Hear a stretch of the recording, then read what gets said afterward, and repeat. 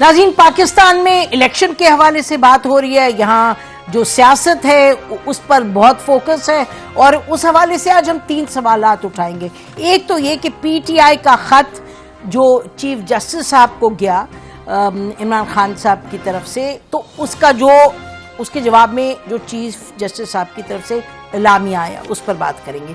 दूसरा हम सवाल उठाएंगे, क्या वक्त से पहले जीत का जो तासुर है, बहुत लोग इस पर बात करते हैं, जो तासुर है क्या वो खत्म किया जा सकता है? और आखिर में हम बात करेंगे आजादाना और मुनसिफाना इंतखाबात की यकीन दहानी कौन करवाएगा, कौन करवा सकता है? Election commission of Pakistan, chief justice of Pakistan, Pakistan की इस्टेब्लिशमेंट, क्योंकि ये जो केयर टेकर गवर्नमेंट है उसका कोई ज़्यादा कम ही उसका एक रोल है। नाज़रीन, आज हमने एक ऐसा पैनल लेके आए हैं आपके लिए जो बहुत क्लियरली और बहुत ऑब्जेक्टिवली और 2 टोक अल्फाज में जो हक़ाइक़ है वो बयान करते हैं और अपने आप को हक़ाइक़ से वाकफियत भी रखते हैं हक़ाइक़ की। हमारे साथ स्टूडियो में मौजूद है Muneez Jahangir, senior journalist, analyst, anchor, spotlight अपना प्रोग्राम करती है और वॉइस नेट को भी शी लीड्स दैट। बहुत शुक्रिया मुनीज़ फॉर ज्वाइनिंग। मेरा ख्याल है वार्म वेलकम, आप पहली दफ़ा आई हैं हमारे शो में इधर, है ना। हमारे साथ नाज़रीन आरिफा नूर साहबा हैं, सीनियर जर्नलिस्ट, एनालिस्ट, एंकर, और इनकी तो लंबी हम बताते जा सकते हैं, फॉर्मर एडिटर और अपना बड़ा एक कॉलम लिखती हैं, वेरी पॉपुलर कॉलम, प्लस अपना न्यूज़ वाइज प्रोग्राम करती हैं। बहुत शुक्रिया आरिफा फॉर ज्वाइनिंग अस। और लास्ट बट नॉट लीस्ट हमारी दोस्त और एनालिस्ट, सीनियर एनालिस्ट, ये भी अपना एक वेब का इनका बड़ा मेजर एफर्ट है और इनिशिएटिव है which is also very popular. Mahmal Sarfaraz हमारे साथ मौजूद हैं। बहुत शुक्रिया महमल इज़ एन एनालिस्ट, वो अपना जियो का जो स्कोर कार्ड है उसमें she is a very regular person है। बहुत शुक्रिया महमल। तो मुनीज़, थोड़ा सा आप अगर बयान कर दें कि चीफ जस्टिस साहब की तरफ से जो एक एलामिया आया, क्योंकि काफ़ी तफसील में पीटीआई की तरफ से गया था कि जी हमारे साथ बहुत ज़्यादती हो रही है, और उन्होंने कहा कि जी इलेक्शन के वक्त सबको इक्वल अपॉर्चुनिटी मिलनी चाहिए। What did you make of his एलामिया रिस्पॉन्स?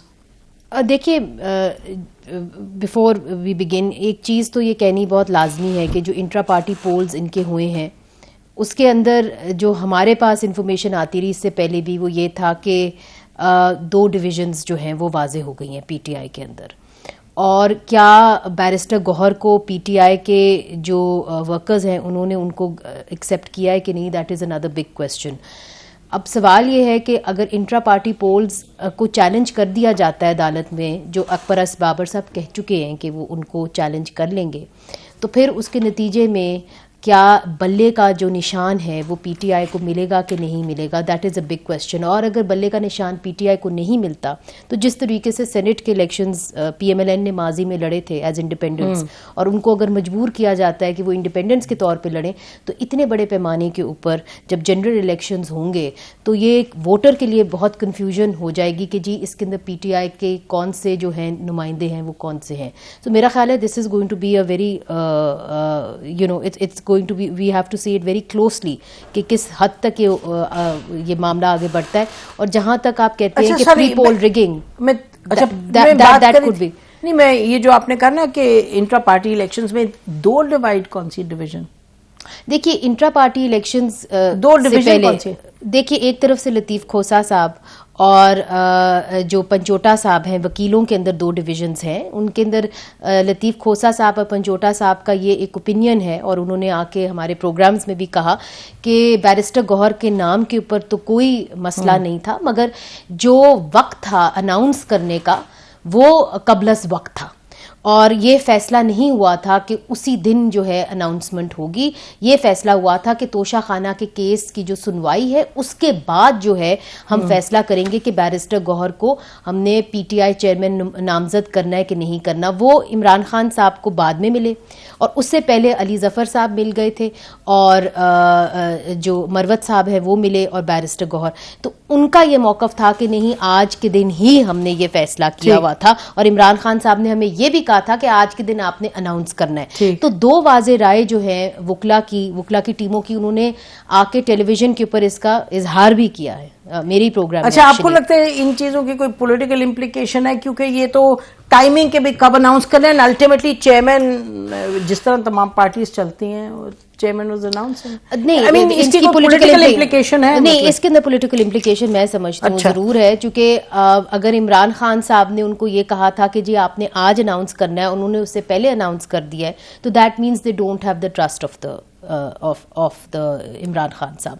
दूसरी बात यह है कि इट्स वेरी डिफिकल्ट टू से कि इमरान खान साहब की चूंकि उनकी रसाई जो है वो सिर्फ वकीलों तक है, पॉलिटिकल लीडर्स जो उनके पार्टी में थे उन तक तो नहीं है, तो वो क्या सोच रहे हैं, क्या चाहते हैं, ये अब हमें देखना पड़ेगा। और उसकी तर्जुमानी क्या बैरिस्टर गौहर साहब कर रहे हैं, और अगर बैरिस्टर गौहर कर रहे हैं तो फिर क्या उनकी जो नुमाइंदगी हुई थी या उनकी जो नाम उनका सामने आया था, क्या वो कबलस वक्त आ गया था? I think this needs to be also looked at examined. अच्छा, क्योंकि अली जफर, गौहर साहब, मरवत, ये जो तमाम लोग हैं, they are all on the same page, no?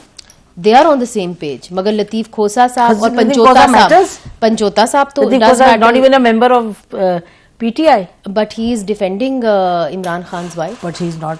But Panchota साहब तो इज, वो तो रिकॉर्ड पे आके कह रहे हैं ना। तो अच्छा, चलिए देखते हैं उसका क्या होता है। वो भी तो वकील अच्छा है। तो अगर आपने ये बात उठाई दी है, मैं क्विक राउंड कर लूं मेहमल से और इनसे भी इस पे क्विकली। जी आरिफाइन मेहमल, your quick comment on the election yesterday. आप मेमल से पहले पूछ लें? नहीं, आप बोल पड़ी, आप बोलें पहले। मैं बस जी, जैसे आप दोनों भी बात कर रहे थे, मेरे ख्याल में जो ये पाकिस्तान तहरीक इंसाफ के इलेक्शंस हैं, इनकी जो जहां तक जमात में इनका कोई सिग्निफिकेंस है, मुझे लगता नहीं है कि ज्यादा है। क्योंकि देखिए, अगर आप सिर्फ वर्कर्स की बात करें या पाकिस्तान तहरीक इंसाफ की सपोर्टर्स की बात करें, तो उनसे तो जब हम पूछेंगे तो वो तो इमरान खान को ही वोट देना चाहेंगे। सो ये तो हमने बाजी में पहले भी देखा है, अब दोबारा देख रहे हैं कि ये जबरदस्ती ऑर्केस्ट्रेट किया जाता है पार्टी को, और हर पार्टी के साथ हुआ है, पार्टी को वीकन करने के लिए, पार्टी के हेड को वीकन करने के लिए। तो ये पहले भी हुआ है, ये अब भी हो रहा है। इवेंचुअली हमें भी मालूम है, आपको भी मालूम है कि फैसला साजी जो है उसकी जो ताकत है वो इमरान खान साहब के पास होगी, फैसले भी वो करेंगे, और जब उनको मौका मिलेगा लीगली ये बंदिशें खत्म हो जाएंगी, वो पार्टी को टेक ओवर भी दोबारा कर लेंगे। हर पार्टी जमात में ये हुआ है। सो सिवाय ये कि इससे एक पॉलिटिकल पार्टीज कमजोर होती हैं और उसकी वजह से फिर हमारी सियासत कमजोर होती है, मेरा नहीं ख्याल कि ये कोई बहुत एक अहम पॉइंट है इन द पार्टीज हिस्ट्री। ठीक जी महमल। देखिए नसीम, इसमें एक चीज तो ये है कि जो ये चैलेंज करने की अब बात हो रही है, हमने देखा कि जिस तरीके से ईसीपी ने अल्टीमेटम दिया कि आप इलेक्शंस जो है इंट्रा पार्टी जल्द कराएं, और ये सारी जो चीजें हुई, तो उसके बाद अब ये जो चैलेंज वाली बात है, तो एक तलवार जो है वो पीटीआई के ऊपर अभी भी लटकती रही है। अब देखते हैं आगे जाकर उसका क्या बनेगा, और वो वही है कि या उनको वो बैट का सिंबल अगर नहीं मिलता, या फिर पार्टी के लिए मजीद मुश्किलात जो है, क्योंकि ऑलरेडी हमने देखा है कि पीटीआई बहुत सारी मुश्किलात में घिरी हुई है, और जनरल इलेक्शन जितने करीब आ रहे हैं, तो अगर कोई ईसीपी इस तरह की डिसीजन लेती है, टाइमिंग उसकी क्या होगी, क्या वो बिल्कुल इलेक्शनों से पहले होगी, या कोई अपील या इस तरह की कोई चीज पीटीआई के पास उस वक्त होगी, अगर कोई उन्होंने इस तरह का फैसला लिया। तो एक तो ये, दूसरी चीज नसीम में मेरे ख्याल में ये बात हमें याद दहानी जरूर करानी चाहिए व्यूअर्स को भी, कि जो एक गढ़ा नवाज शरीफ साहब के लिए खोदा गया था कि वो पार्टी लीडर नहीं रहेंगे सेनेट 2018 के इलेक्शनों से पहले, वो अदालती फैसला था, और वही चीज जो है उस वक्त हमने देखा था कि बहुत सेलिब्रेट की गई कि बहुत अच्छा फैसला है, वाकई ऐसे जी कन्विक्टेड बंदे को जो सादे कमीन नहीं है, ये सब कुछ उसको नहीं होना चाहिए। लेकिन उसके पॉलिटिकल कॉन्सिक्वेंसेस थे, और हम तब भी ये कहते थे कि ये साइकिल नहीं रुकेगा, ये नवाज शरीफ पे नहीं रुकेगा, ये गलत फैसले, इसको इस तरीके से नहीं होना चाहिए। और वही चीज इमरान खान साहब को भी ये इलेक्शंस भी इसीलिए कराने पड़े, और खुद वो नहीं भी चेयरपर्सन के लिए खड़े हो सके इसी वजह से। ये जो चीजें मेरे ख्याल में इनको रिव्यू करने की सख्त जरूरत है, रिवर्स करने की भी ऐसी चीजों को सख्त जरूरत है जो कि सियासी जमातों और उनके लीडर्स के खिलाफ इस्तेमाल होती रहती हैं पॉलिटिकली।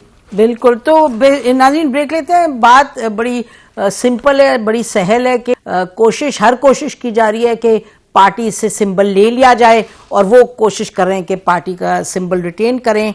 और ये है बारी इस वक्त पीटीआई की टू बी टारगेटेड।